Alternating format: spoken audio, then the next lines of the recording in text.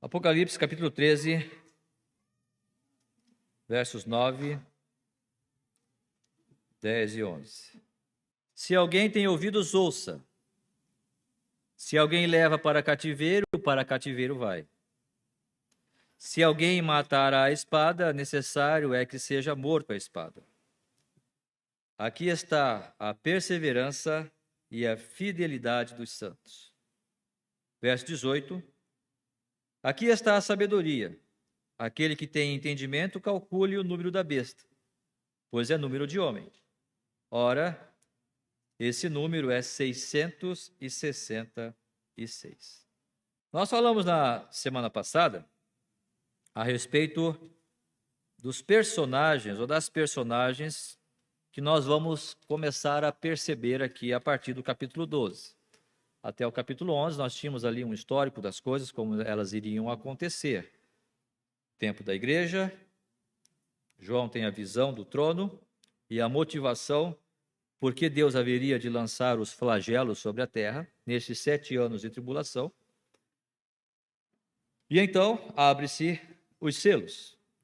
Os primeiros selos são abertos e depois as primeiras trombetas são tocadas. Os primeiros 7 selos e depois as 7 trombetas. E agora, então, a partir do capítulo 13, capítulo 12, nós temos ali algumas personagens que nós vamos... mas então eles vão aparecer depois da 7ª trombeta? Não, nós não podemos entender essa forma de maneira cronológica, ou seja, esta leitura de maneira cronológica. Nós temos que entender que a coisa caminhou, a coisa foi colocada, configurada ali até a 7ª trombeta, e agora é como se desse uma pausa, e João está dizendo, agora eu vou mostrar para vocês algumas personagens que vão estar presentes em todo este momento, principalmente da última semana de Daniel, não é? Daqueles 7 anos de tribulação. E os primeiros personagens que nós vimos foi a mulher, o dragão e o filho varão. O dragão é o próprio Satanás, como nós vimos. O filho varão é o Senhor Jesus Cristo. E a mulher, com certeza, é a nação de Israel, que gera o Senhor Jesus. Falamos sobre isso e desta perseguição que acontece. Mas, como dissemos também, o desafio aqui não está apenas em nós estudarmos Apocalipse para sabermos o que vai acontecer no futuro. O desafio é eu estudar a palavra do Senhor para saber o que eu posso pegar disso, o que eu posso ter de orientação e lição para a minha vida hoje.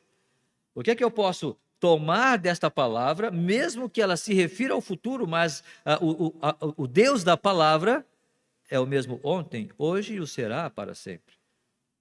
Deus é um Deus que não tem mudança, ele não tem alteração. Desta forma, a sua palavra ontem é a mesma hoje e será eternamente. Sendo assim, nós precisamos entender que o Apocalipse ele tem as suas lições para nos falar do futuro, mas também tem as suas lições que nos falam a respeito do nosso presente agora. Mas é interessante que nós entendamos quem são estas personagens que estão narradas aqui no capítulo 13, tendo em vista que nós já vimos os personagens do capítulo 12. Agora nós temos no capítulo 13 mais 2 personagens, ou na verdade 3. Mas eu quero me deter nestas 2 e as implicações que essas personagens, esses seres, têm para a nossa vida. Primeiro, então, é a besta que emerge do mar e depois a besta que emerge da terra. Existe uma besta que surge do mar e uma outra besta, um outro ser que emerge da terra. Quem são eles? Ok? Quem são esses seres? Quem são essas pessoas? Se é que são pessoas? E nós vamos perceber que em toda a narrativa aqui, nós temos os santos. Se você olhar no capítulo 13, versículo 7, foi-lhe dado também que pelejasse contra os santos e os vencesse. Por isso que eu falo que uma terceira personagem aqui, que seriam os santos, aqueles que são perseguidos pela besta. Portanto, vamos dar uma olhada em quem são essas pessoas ou esses seres, entendendo que, na semana passada, nós falamos sobre uma história de perseguição e vitória, não é verdade? O dragão, a mulher e o filho varão. O dragão perseguindo a mulher, mas no final, a vitória é do Senhor Jesus Cristo. Fazendo uma alusão à nossa vida hoje.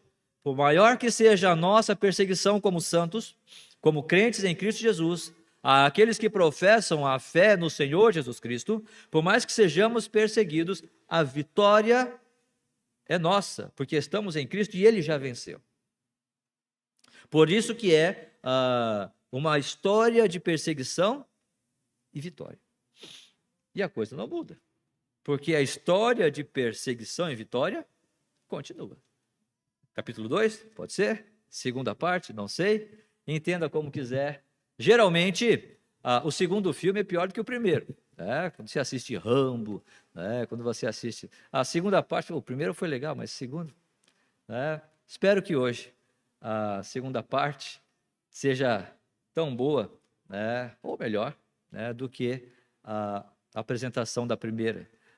Que Deus nos abençoe a entendermos a palavra do Senhor de forma que ela possa ser aplicada mesmo, de forma com qualidade em nossos corações. Portanto, a besta que emerge do mar. O que é o mar? Se nós olharmos para o capítulo 11, versículo 7, nós vamos perceber ali, 11, 7, quando tiverem então concluído o testemunho que devem dar, a besta que surge do abismo. Então nós vemos que este personagem já é narrado lá no capítulo 11. Por isso que nós entendemos que você não deve pegar o livro do Apocalipse e lê-lo como se fosse uma cronologia ininterrupta. Não, até o capítulo 11 ele está narrando uma ordem do tempo. Mas a partir do capítulo 12 ele vai voltar e falar destas pessoas ou desses indivíduos que vão estar presentes até o capítulo 11. E depois vai seguir novamente. Ok? Então esta besta aqui que fala no capítulo 11, versículo 7, diz que ela surge do abismo. O que seria esse abismo? Seria o mar? Mas como que o mar pode ser o abismo? Como é que nós poderíamos conciliar essas duas ideias? Ao passo que em 17:15, capítulo 17, versículo 15, nós temos que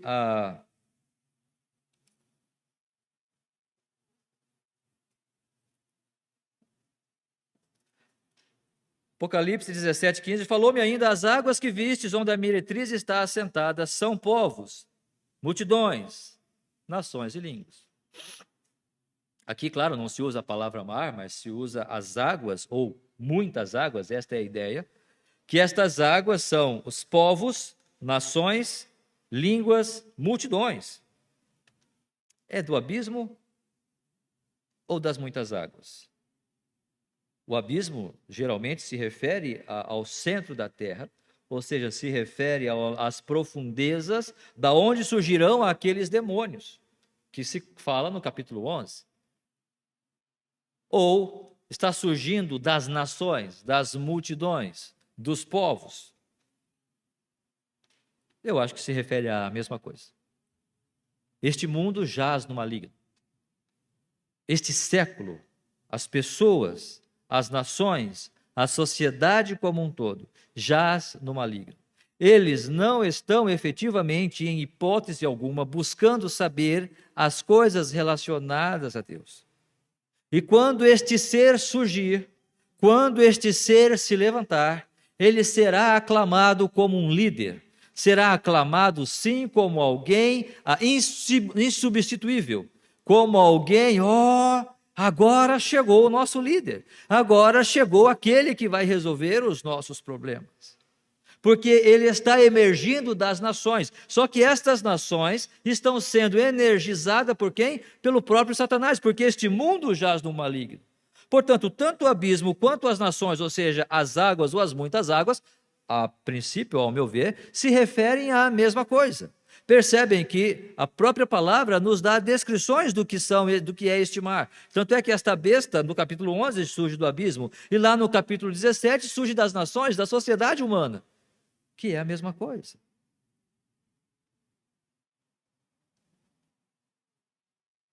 E talvez você possa perguntar, mas pastor, esse ser é uma pessoa mesmo? Não pode ser uma linguagem figurada? Pode ser, eu não sei. Mas percebam que esta última semana, estes últimos 3 anos e meio, que corresponde aos 7 anos, né? Ou seja, que é a segunda parte dos 7 anos da tribulação, nós já vimos isso lá em Apocalipse, lembram disso? Das 70 semanas de Daniel, o intervalo para o tempo da igreja e depois a última semana de Daniel. E o que é que nós temos lá em capítulo 9 de Daniel, versículos 26 e 27?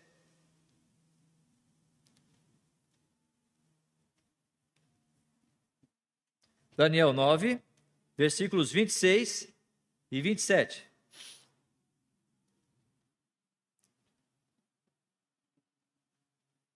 Diz ali: depois das 62 semanas será morto o ungido. O ungido é o Senhor Jesus Cristo. E já não estará. Está falando de uma pessoa, do próprio Senhor Jesus Cristo, do Messias. E o povo de um príncipe que há de vir destruirá a cidade. Mais um personagem, uma pessoa, aqui em Daniel 9. Se estava falando de Cristo como ungido, é claro que este príncipe que há de vir é também uma pessoa. E ele destruirá a cidade e o santuário, e o seu fim será no dilúvio. Até o fim haverá guerra, desolações são determinadas. Ele, este indivíduo, fará firme aliança com muitos por uma semana. Na metade da semana fará cessar o sacrifício e a oferta de manjares. Sobre a asa das abominações virá o assolador, até que a destruição que está determinada se derrame sobre ele. Nós percebemos então que esta besta não é... Alguém pode crer nisso e você tem a liberdade de crer nisso, mas se nós estamos entendendo que esta última semana se refere à semana de Daniel, não pode representar simplesmente um império. Se nós lermos o capítulo 7 de Daniel, que nós já lemos, há vários impérios representados por animais ali, né? Nós temos o leopardo, nós temos o urso, nós temos, enfim, e lá no final, um animal indescritível, ok? Isso está lá em capítulo 7 de Daniel. Mas nós podemos chegar à conclusão lógica de que esta besta é um ser, é um indivíduo, é uma personagem, sim, um ser pessoal que virá para dirigir o mundo, e ele terá a energização pelo próprio Satanás, pelo próprio diabo. Ou seja, no versículo 4 do capítulo 13, nós vamos ter isto bem claro. Apocalipse 13, versículo 4.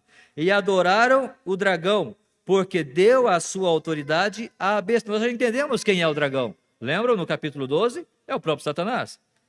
E adoraram o dragão, as pessoas, os homens, estão adorando o dragão, estão adorando a Satanás, porque deu a sua autoridade à besta. Esta besta que emerge do mar, esta besta que emerge do abismo, esta besta que emerge das nações, da sociedade humana, que vão aclamá-lo, mas não porque simplesmente ele faz coisas maravilhosas ou porque é uma pessoa simpática. Eles estão fazendo isto porque este ser, que nós entendemos que é o próprio anticristo, que vai ser citado ali em 1 de João, ele está sendo energizado e o seu poder, as suas astúcias e ações são, antes de mais nada, empoderados pelo próprio Satanás, pelo próprio dragão. E outra característica dele é esta insolência. Percebam? Versículo 5: foi-lhe dada uma boca que proferia arrogâncias e blasfêmias, e autoridade para agir 42 meses. 42 meses, 1260 dias, tempos, e metade de um tempo, né? É o mesmo tempo, 3 anos e meio, é a mesma coisa. A última semana da 70ª semana de Daniel. Então, esse ser vai agir por 42 meses e, na sua característica, o que é que ele vai fazer? Foi-lhe dado uma boca que profere arrogâncias, blasfêmias, mentiras. Contra tudo que se acha Deus, ele vai se opor. Ele vai se opor contra tudo o que pertence a Deus. Ele vai se opor contra a igreja, ele vai se opor contra a palavra de Deus, ele vai se opor contra as verdades do Senhor, ele vai se opor contra a ideia de adoração a Deus. Daniel capítulo 7, versículo 25, vamos conferir isso lá. Daniel 7, 25.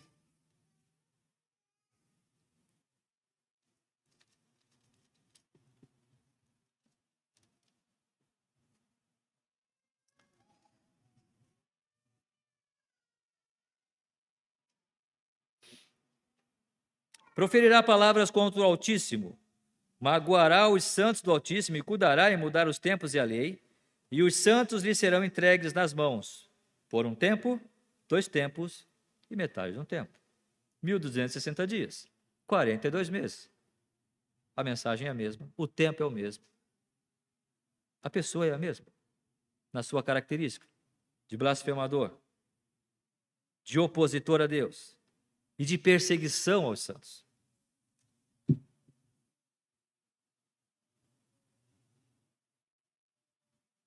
Versículo 7 do capítulo 13 de Apocalipse. Foi-lhe dado também que pelejasse contra os santos e os vencesse. Deu-se-lhe ainda autoridade sobre cada tribo, povo, língua e nação. Por isso que a besta que emerge do mar, emerge das nações, da sociedade humana. O anticristo haverá de vir, haverá de surgir. E haverá perseguição contra aqueles que mantiverem um testemunho em defesa da fé em Deus. É claro, a igreja, cremos nós, não estará mais aqui. Mas aqueles que estiverem aqui, aqueles que estiverem com seus olhos abertos, aqueles 144 mil, as 2 testemunhas, e todos aqueles que de alguma forma se converterem ao evangelho pregado naquele tempo, serão perseguidos por este indivíduo. Mas não somente ele. Preste atenção que há mais uma besta, há mais um ser aqui. Há mais um indivíduo que também vai se levantar. E esta besta, diz aqui, ela emerge da terra. Agora complicou, né? Pode ser do abismo também? Pode ser. É a mesma besta do capítulo 11? Não, aqui é uma outra besta. Mas por que da terra? E percebam que ela é um pouco menor, porque a primeira besta, ela tinha 10 chifres e 7 cabeças, e sobre os chifres 10 diademas, e sobre as cabeças nome de blasfêmia. Mas esta segunda besta aqui só tem apenas 2 chifres. E percebam que, parecendo o cordeiro, mas falava como dragão. Quem é o cordeiro? Cristo Jesus é o cordeiro. Mas Satanás, na sua astúcia de tentar imitar tudo o que provém de Deus, ele coloca um ser que se parece com o cordeiro. Quem será esta pessoa? Capítulo 13, então, 11, vai dizer que ele emerge da terra. Qual é o povo, irmãos, a quem foi permitido, a quem foi concedido, a quem foi dado a terra? Ou seja, um povo que foi abençoado com terra. Quem é o povo da terra? Igreja? Não. Os judeus. Este ser aqui, enquanto que a besta surge das nações, energizada por Satanás, este ser, ele surge da própria nação de Israel. Porque é o povo da terra. É o povo para o qual o Senhor Jesus Cristo prometeu. Bem-aventurados os mansos, por quê? Herdarão a terra. Será um judeu, até para ter autoridade para este ecumenismo que nós estamos vendo nos dias de hoje. Judaísmo, cristianismo, islamismo, somos todos irmãos. E esse falso profeta vai fazer isto, porque este é o nome dele. Esta, na verdade, é a própria manifestação dele, ou seja, o termo no qual ele vai ser chamado. Apocalipse, capítulo 16, versículo 13. Apocalipse, capítulo 16, versículo 13.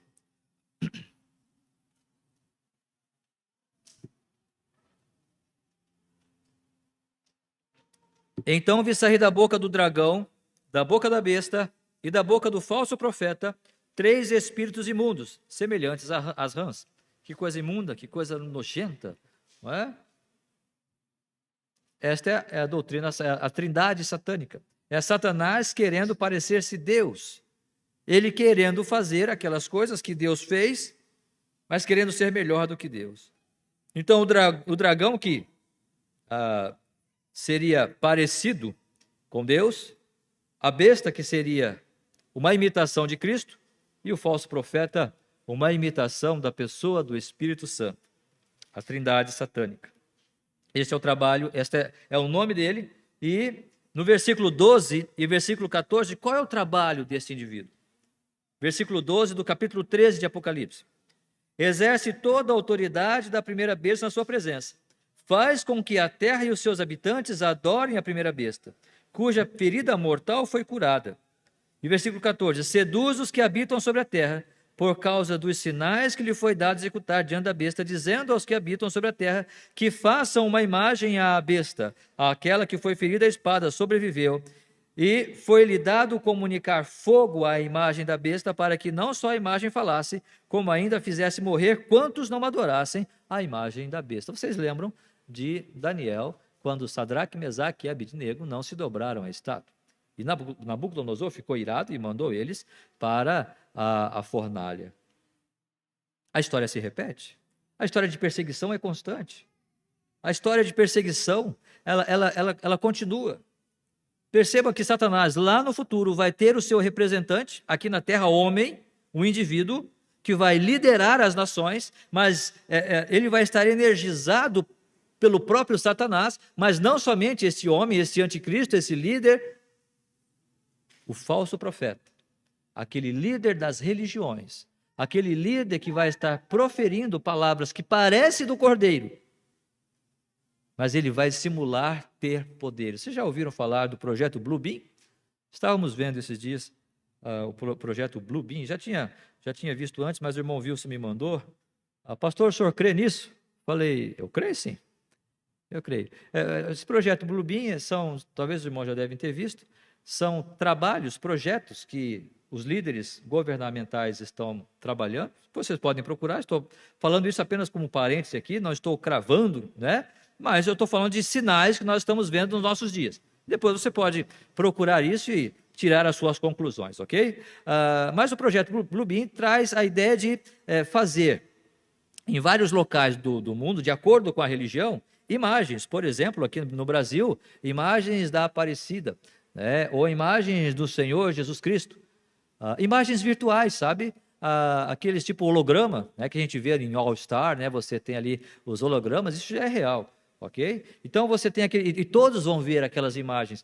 E imagine uma nação, uma população incrédula, tão somente voltada para uma religiosidade falsa, irreal, olhando uma imagem, um holograma no céu, eles vão acreditar que é Jesus. Enquanto que lá o povo do muçulmano vai ver Maomé, enquanto que os orientais haverão de ver Buda nessas imagens.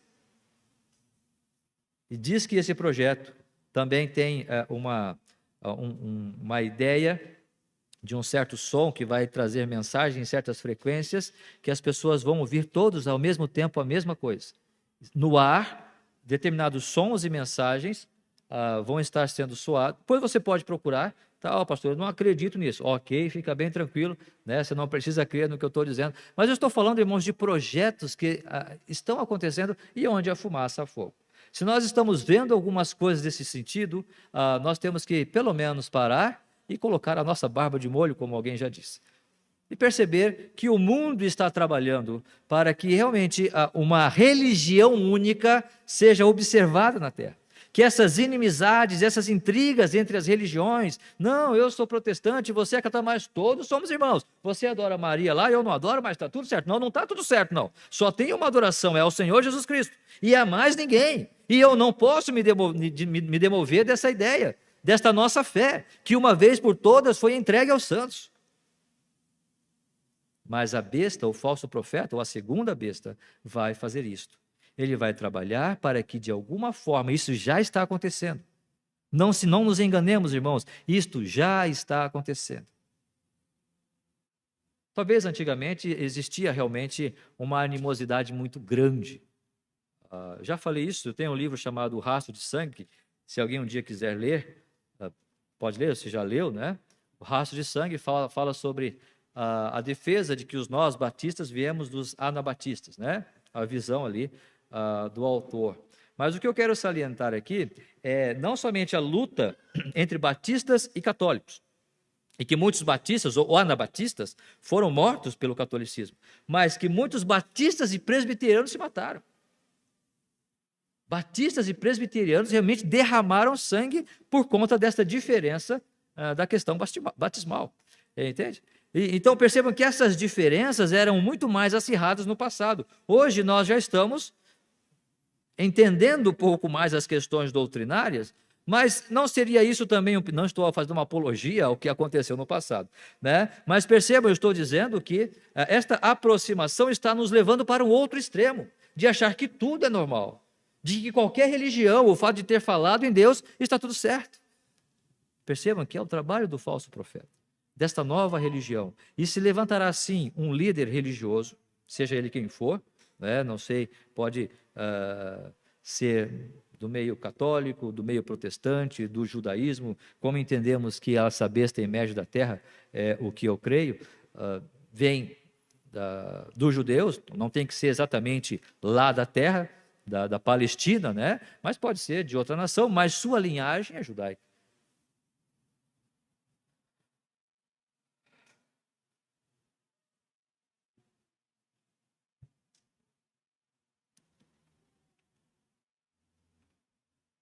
Tendo entendido essas duas personagens, tanto a primeira besta, o anticristo, quanto a segunda, o falso profeta, que os dois são também motivados, energizados por Satanás, estamos entendendo que este tempo é um tempo onde nós não podemos simplesmente tratar as coisas de forma natural, ou ver as coisas que estão à nossa frente, ou ver os acontecimentos que estão se dando ao nosso redor, simplesmente num contexto natural ou de coincidências.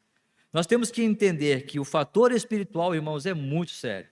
E a perseguição aos santos, ela é uma realidade. Então, percebam que, como nós já lemos no versículo 7 do capítulo 13, foi-lhe dado também que pelejassem contra os santos e os vencessem.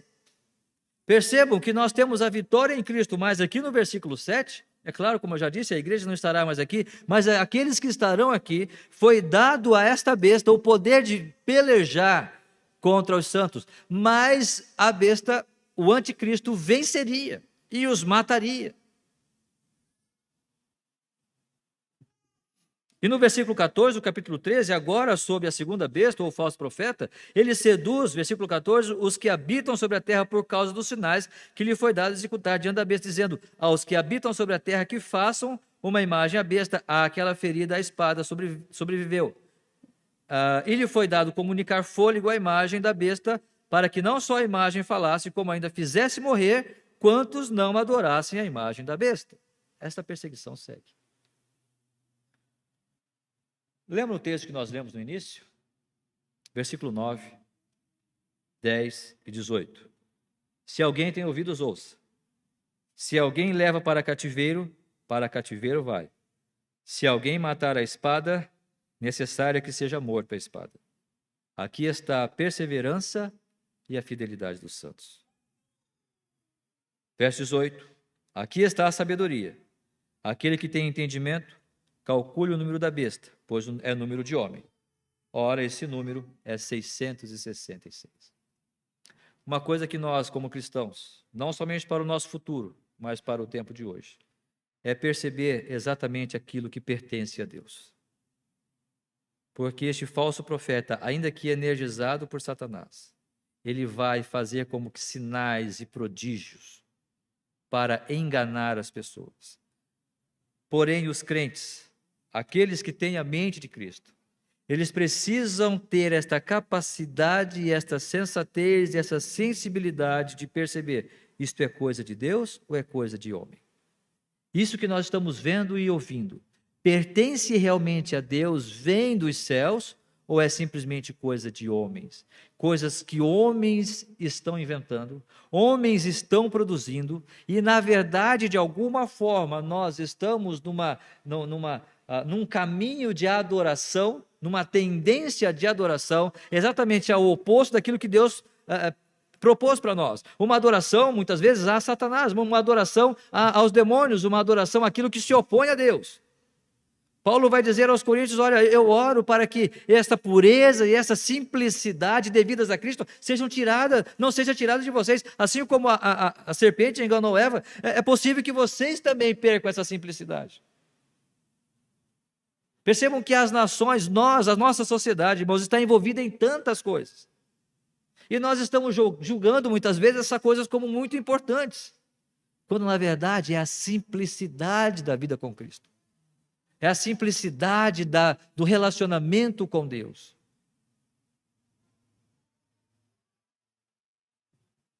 A irmã Paola, eu creio que orou há pouco, né? Foi isso? É. Falou desta simplicidade, deste relacionamento com Deus.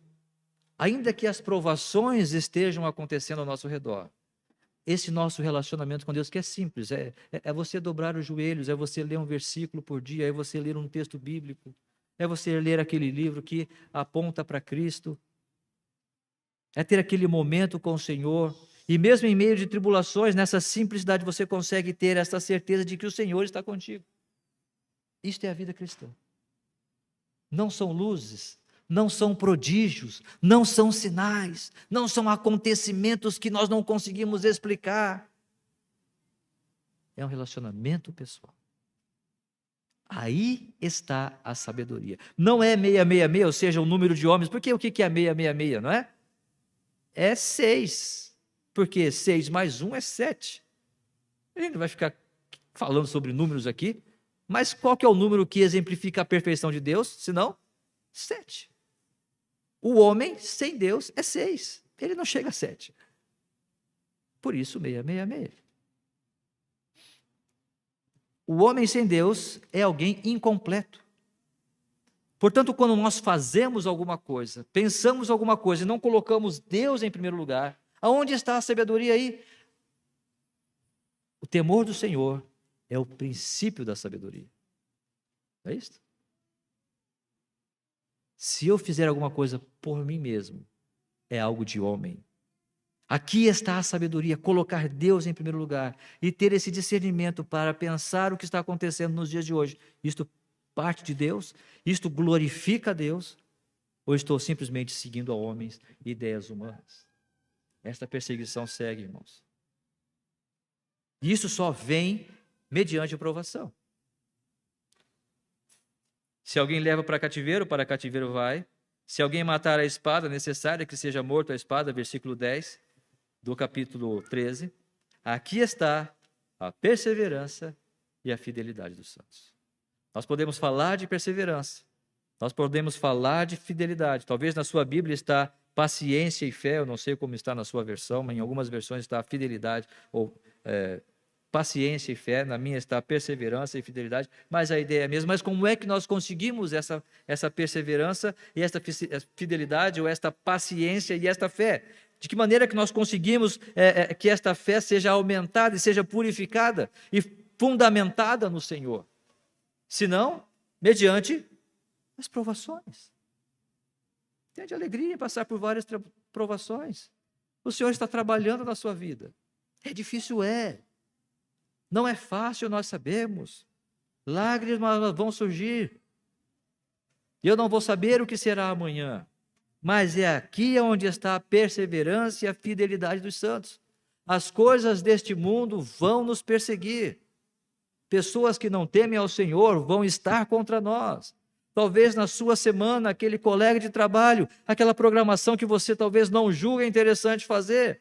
Cara, eu não vou me fantasiar de coelhinho de Páscoa, eu acho que não é legal, isso não está glorificando a Cristo. Mas como é que eu vou fazer isso nessa empresa? Todo mundo vai fazer, como é que eu vou fazer isso na escola? Todo mundo está fazendo esse negócio. E aí, como é que vai ser isto? Como é que vai se dar a minha, como é que eu vou exercitar a minha fé e alcançar perseverança e fidelidade ao Senhor? Pensam que não, irmãos, essas coisas implicam sim. Eu não estou falando apenas de conjecturas ou de uma situação em que, olha, vamos decidir se eu faço isso ou não. Você tem a sua decisão para tomar, é com você. Eu não estou impondo, mas eu estou falando que estas coisas já estão acontecendo. Nunca, jamais seria possível nós ver um Papai Noel numa igreja há anos atrás. hoje, se nós duvidarmos, daqui a pouco, nós vamos ser igrejas que não vamos ser mais bem aceitas, porque nós não temos aqueles elementos natalinos ou de Páscoa, ou seja lá qual for. Porque nós não estamos aderindo à modernidade, nós estamos com a nossa mente muito fechada. Pensam que isso é coisa de pouca monta? Não é. Essas coisas estão acontecendo. E quando nós dissermos, não, eu não vou fazer isto, e você pode perceber várias situações no seu dia e na sua semana, que podem levar a isto. E você vai tomar uma decisão. Esta é a perseverança e a fidelidade dos santos. Só para nós terminarmos, Romanos capítulo 5, versículo 3. Romanos 5, 3. Tenho este e mais um texto para nós lermos, para nós findarmos aqui os nossos pensamentos. Vamos ler a partir do versículo 1. Justificado, pois, Romanos 5, 1. Justificados, pois, mediante a fé, temos paz com Deus, por meio de nosso Senhor Jesus Cristo. Este texto é bonito, quando falamos da paz com Deus mediante a fé. Mas ele segue. Por intermédio de quem obtivemos igualmente pela fé esta graça, na qual estamos firmes, e gloriamo-nos na esperança da glória de Deus. E não somente isto, mas também nos gloriamos nas próprias tribulações, sabendo que a tribulação produz perseverança, e a perseverança experiência, e a experiência esperança. Ora, esta história de perseguição, ela culmina em vitória. Porque por mais que nós possamos ser perseguidos, angustiados, por mais que nós possamos ser tentados, irmãos, permanecendo firmes na palavra do Senhor, o que é que esta provação, o que é que esta tribulação vai gerar em nós? Senão, perseverança, experiência, esta fé fundamentada no Senhor, esta fidelidade.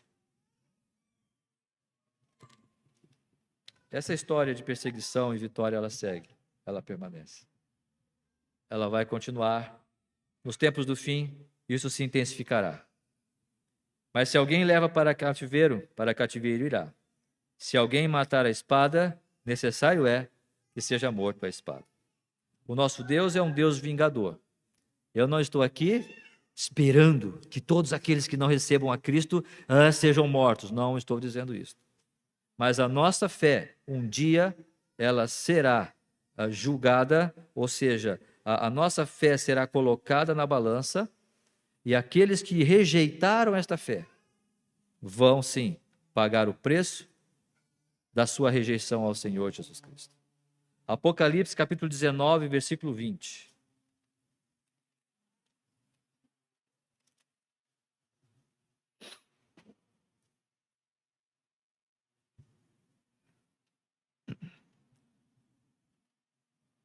Apocalipse 19, 20.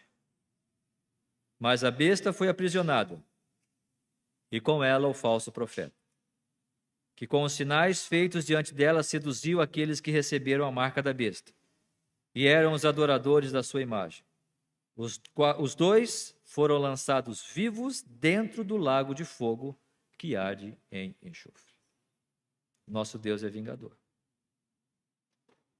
Nós podemos sofrer, nós podemos passar tribulações, e essas tribulações vão nos dar a sabedoria para colocar Deus em primeiro lugar, não homens. E vai gerar em nós essa perseverança, esta paciência e esta fidelidade. Mas eu não posso negar que um dia eu espero sim, que aquelas pessoas que hoje estão rejeitando a Cristo como Senhor das suas vidas, elas se dobrem ao Senhor Jesus Cristo. Elas recebam a Cristo como Salvador. Elas chorem reconhecendo o peso do seu pecado. Elas chorem entendendo que elas estão dando as costas para o sangue que um dia Cristo derramou na cruz do Calvário. Mas se elas não fizerem isto, elas não estão rejeitando a minha palavra. Elas não estão rejeitando a minha simpatia. Essas pessoas não estão simplesmente rejeitando esta comunidade ou a nossa apreciação em estarmos juntos por amor a esta palavra. Elas não estão rejeitando o nosso propósito. Estão rejeitando o próprio Cristo, o sacrifício dele na cruz. E um dia eles irão, juntamente com o anticristo e com o falso profeta, serem lançados no lago de fogo para toda a eternidade.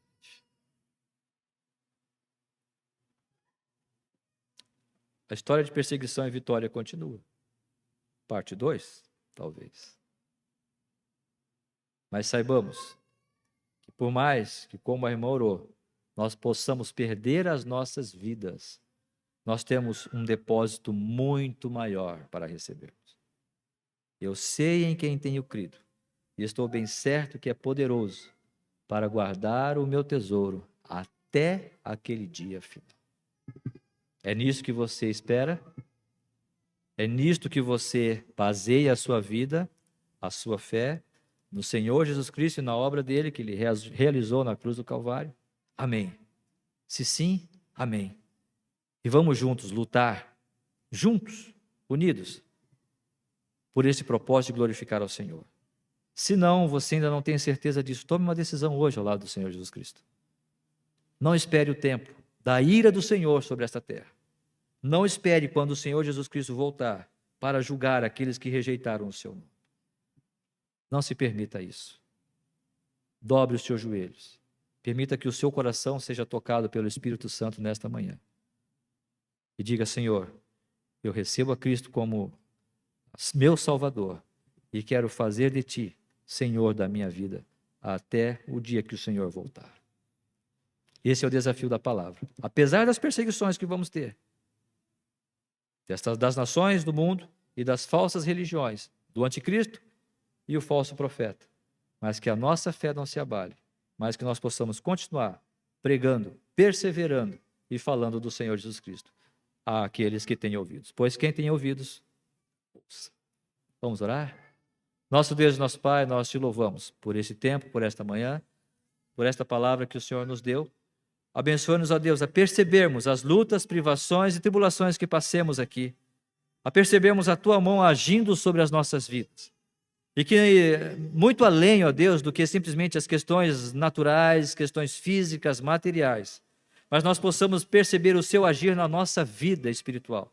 Percebendo, ó Deus, que nós estamos mais perto do Senhor, que essas tribulações, essas provações estão nos aproximando de Ti mesmo, ó Deus, fazendo-nos dobrar os nossos joelhos, fazendo depender de Ti, fazendo-nos olhar para o Senhor, ó Pai, e percebemos quão débeis somos e quão necessitados de Ti nós estamos, ó Deus. Quão débil é esta sociedade e quão necessitada de Ti essa sociedade está. E cabe a nós, ó Pai, como igreja que somos, a pregar ao Senhor, a falar de Ti, a proclamar o Teu nome.